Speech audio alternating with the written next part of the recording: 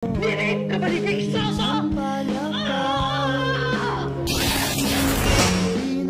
Nang dahil sa pinalabas na videong ito, ay maghahain ng reklamo ang sikat na TV host at comedian actor na si Vic Soto laban sa direktor na si Daryl Yap. Kaugnay ito ng pelikula ni Yap na pinamagatang The Rapist of Pepsi Paloma na tungkol sa yumaong aktres na si Pepsi Paloma, na kung saan sa video ay diretsahang banggitin ang pangalan ni Vic Soto sa pagkakasangkot di umano sa panggagahasa at dahilan ng pagkamatay ng aktres na si Pepsi Paloma. Nang dahil dito ay naungkat na naman ang mga haka-haka sa di umanong totoong nangyari sa pagkamatay ni Paloma na noon pa ay pinag-uusapan na. Ayon sa post ng News 5 sa X noong January 8 na maghahain nga ng reklamo ang aktor at TV host na si Vic Soto laban sa direktor na si Yap at ihahain ang reklamo sa Muntinlupa City Regional Trial Court sa January 9 ayon sa legal counsel ni Soto. Dahil dito ay umani ito ng samot-saring reaksyon ng mga netizens.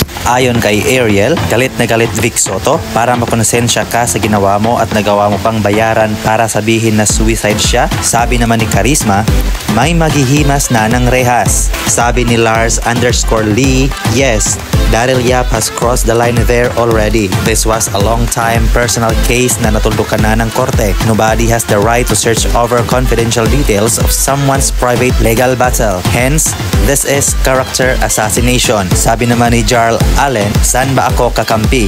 LOL.